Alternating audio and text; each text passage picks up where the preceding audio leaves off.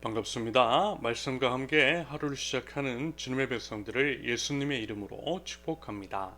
2023년 10월 24일 화요일 오늘 주신 말씀은 열왕기상 20장 22절부터 34절까지입니다.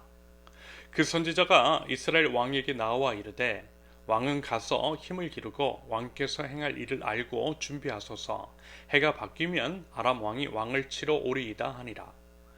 아람 왕의 신하들이 왕께 아뢰되 그들의 신은 산의 신이므로 그들이 우리보다 강하였거니와 우리가 만일 평지에서 그들과 싸우면 반드시 그들보다 강할지라. 또 왕은 이 일을 행하실지니 곧 왕들을 제하여 각각 그곳에서 떠나게 하고 그들 대신에 총독들을 두시고 또 왕이 잃어버린 군대와 같은 군대를 왕을 위하여 보충하고 말은 말대로 병거는 병거대로 보충하고 우리가 평지에서 그들과 싸우면 반드시 그들보다 강하리이다. 왕이 그 말을 듣고 그리하니라. 해가 바뀌니 베나다시 아람 사람을 소집하고 아벡으로 올라와서 이스라엘과 싸우려 하며 이스라엘 자손도 소집되어 군량을 받고 마주 나가서 그들 앞에 진영을 치니 이스라엘 자손은 두 무리의 적은 염소떼와 같고 아람 사람은 그 땅에 가득하였더라. 그때에 하나님의 사람이 이스라엘 왕에게 나와 말하여 이르되 여호와의 말씀에 아람 사람이 말하기를 여호와는 산의 신이요 골짜기의 신은 아니라 하는도다. 그러므로 내가 이 큰 군대를 다 내 손에 넘기리니 너는 내가 여호와인 줄을 아리라 하셨나이다 하니라. 진영이 서로 대치한 지 7일이라.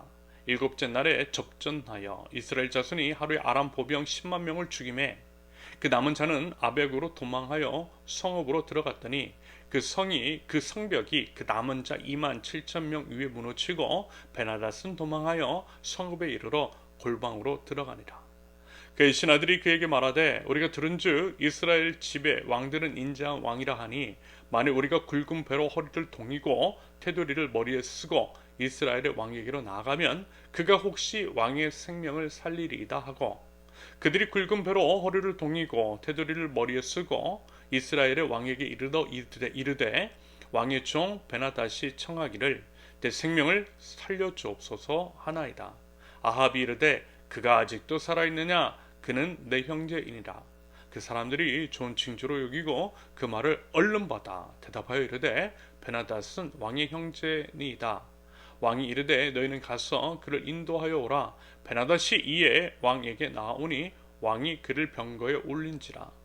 베나닷이 왕께 아뢰되 내 아버지께서 당신의 아버지에게서 빼앗은 모든 성읍을 내가 돌려보내리이다. 또 내 아버지께서 사마리아에서 만든 것 같이 당신도 다메섹에서 당신을 위하여 거리를 만드소서. 아합이 이르되 내가 이 조약으로 인해 당신을 도우리라 하고 이에 더불어 조약을 맺고 그를 놓았더라. 아멘. 하나님은 온 우주 만물을 창조하신 창조주, 전지전능하신 하나님이십니다. 하나님은 모든 것의 시작이시자 끝이신 알파와 오메가이신 하나님이시죠. 시간 그 이전에 계셨고요. 시간도 하나님의 창조물일 뿐임을 우리는 기억합니다. 여러분 사실 그 하나님을 우리 인간의 이성과 상식으로 이해하기는 불가능합니다. 당연히 그럴 수밖에 없겠죠. 하나님은 우리가 만들어낸 신, 가짜 신이 아니기 때문입니다. 참으로 우리 인간이 온전히 이해가 가능한 하나님이시라면 그분은 하나님이실 리가 없고요. 하나님으로 모실 이유도 없습니다. 하나님은 스스로 계신 분, 온 우주의 왕, 만유의 주님, 창조주 하나님이신 줄로 믿습니다. 여러분 이 믿음부터 세워야만 하는 거예요. 이 믿음이 있을 때에 이해도 가능합니다. 이해하기 때문에 믿는 것이 아니라 믿기 때문에 이해할 수 있는 것입니다. 그러면서 이제 창세기 1장 1절의 선언, 태초에 하나님이 천지를 창조하시니라 라고 하는 그 선언이 참으로 중요합니다. 방금 말씀을 드렸던 그 내용이 모두 이 말씀 안에 포함되어 있기 때문입니다. 그래서요, 그 말씀을 믿으면 이해가 가요. 태초에 세상을 창조하신 하나님이시기 때문에 우리 이성과 상식을 초월하는 것도 하나님께는 아무것도 아님이 이해가 갑니다. 그래서 더욱 순종하게 되고 하나님께 굴복하게 되는 것이겠죠. 그러므로 여러분 부디 그 하나님을 제대로 아실 수 있기를 바랍니다. 제대로 알아야 제대로 예배할 수 있어요. 제대로 예배할 때 하나님의 생명이 우리에게 충만하게 임하는 줄로 믿습니다. 말하자면요, 베나닷의 아람 군대는요 그걸 몰랐어요. 하나님을 몰랐기 때문에 그렇게 오만방자하게 굴었던 것이겠죠. 그래서 망한 것입니다. 자, 한번 보세요. 그들은 이스라엘이 믿고 의지하는 하나님이 고작 산에서만 능력을 발휘하는 그런 한정적인 신이라고 여겼습니다. 그래서 만약에 산을 벗어나면 힘을 못 쓸 것이고, 그러니 평지에서 이스라엘과 싸움을 하면 될 것이라고 착각했던 거예요. 여러분, 한참 착각을 해도 단단하게 착각을 한 것이죠. 마치 하나님을 마치 자신들이 섬기는 우상처럼, 그 가짜신, 죽은 신처럼 여겼다라는 것입니다. 하나님을 아는 지식이 없으니 하나님께 그렇게 망령되게 행동을 했던 것이고요. 그래서 결국 그들이 망하게 된 것입니다. 그러면서 이제 우리가 주목해야 할 것이 있습니다. 하나님께서 함께 하시는 이스라엘, 그들은 알았다고 하는 것. 하나님이 어떤 분이시라는 것을 이스라엘은 알았어요. 물론 죄악 가운데 행하였고 여전히 어리석은 이스라엘과 아합이었지만, 지금은 하나님의 말씀을 가지고 온 하나님의 선지자의 말을 믿고 따랐다라는 것입니다. 그리고 그들은 그들이 믿는 하나님이 만유의 주, 온 땅의 주인, 온 우주의 왕이심을 알았어요. 그렇기 때문에 산이든 평야든 바다든 상관이 없다라고 하는 것도 알았어요. 그러니 어디서 싸우든 문제가 되지도 않았습니다. 전쟁은 사람이 아니라 하나님께 속한 것이기 때문입니다. 그렇기 때문에 여러분, 우리의 어떠한 우리의 상황과 형편, 능력 같은 것도 문제가 되지 않았던 거예요. 오직 하나님에 대한 믿음만 필요했어요. 이에 그 믿음을 가지고 나아갔던 것입니다. 그래서 한번 보세요. 27절의 묘사, 아람 군대는 그 땅에 가득할 만큼 엄청난 수였지만 이스라엘은 고작 두 무리의 염소떼와 같았다라는 것입니다. 너무나 적은 숫자였다라는 거예요. 여러분, 어제 이런 말씀을 드렸죠. 인간의 이성과 상식을 넘어서는 이벤트를 통해 말씀해 주시고자 하는 것은 하나님께서 친히 하신다라고 하는 것을 드러내 보이시기 위함이라고 말입니다. 그러므로 고작 두 무리의 염소떼 같은 군사들로 엄청난 수의 아람 군대를 물리쳤다면 그것은 당연히 사람이 아니라 하나님께서 친히 하신 것이라고 여길 수 있을 것입니다. 말하자면요, 하나님께서 그거 보여주시고자 이와 같은 이벤트를 벌이신 것입니다. 고작 얼마 안 되는 숫자로 엄청난 수의 적들을 물리치게 해주심으로써 하나님이 친히 행하셨다라고 하는 것과 하나님이 어떤 분이신지를 보여주셨어요. 이런 맥락에서 볼 때 우리 세우는 교회도 하나님의 역사가 일어날 여지가 크다라고 생각합니다. 왜요? 아무것도 없으니까. 아무것도 없이 시작했기 때문입니다.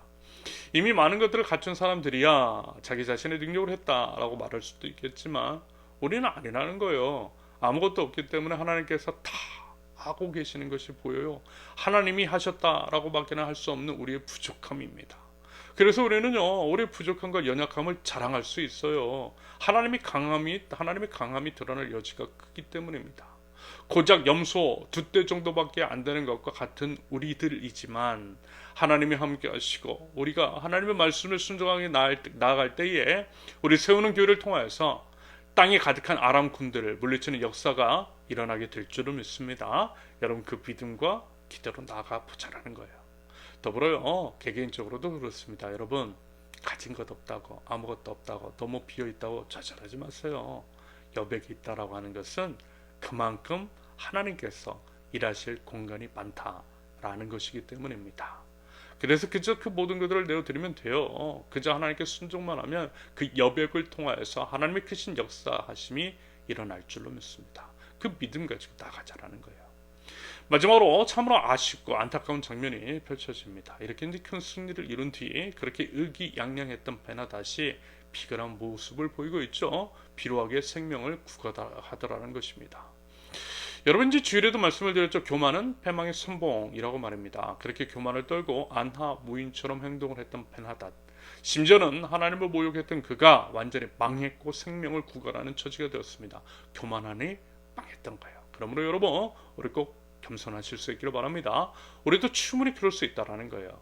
교만하면 순식간에 망해요. 한순간이다라는 것입니다. 누구도 예외는 없어요. 그런데 여기서요, 제가 안타깝다라고 말씀을 드리는 것은 베나닷이 아니라 사실 아합입니다. 아합. 베나닷이 아합에게 생명을 구걸했을 때 아합은 마치 자신의 능력으로 그 승리를 이룬 것이냐 하나님께 여쭙지도 않고 자기 마음대로 베나닷과 조약을 맺어요.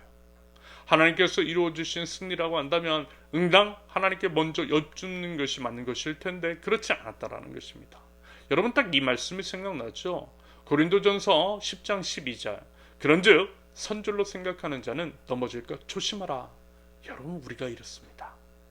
고난 중 긴급한 상황에서는 하나님을 찾고 하나님의 말씀에 귀를 기울이는 것 같더라도 어떤 승리감에 도취되면 하나님을 잊어버려요. 금방 잊어버려요. 하나님의 은혜와 도우심에 의해 이룬 것인데 그것을 망각하고 자기가 하나님의 자리에 올라서다라는 것입니다. 하지만 그것이 바로 교만이고 패망의 지름길이라는 것입니다. 그래서 여러분, 우리 부디요 끝까지 겸손하실 수 있기를 바랍니다. 모든 상황 속에서 하나님 앞에 바짝 엎드리고 하나님의 뜻을 구하자라는 거예요. 부디 그와 같은 겸손한 태도를요 우리 끝까지 견지하면서 오직 하나님의 이름만을 높일 줄 아는 하나님 나라 백성들, 저와 여러분들이 되실 수 있기를 예수님의 이름으로 축원합니다. 함께 기도합니다.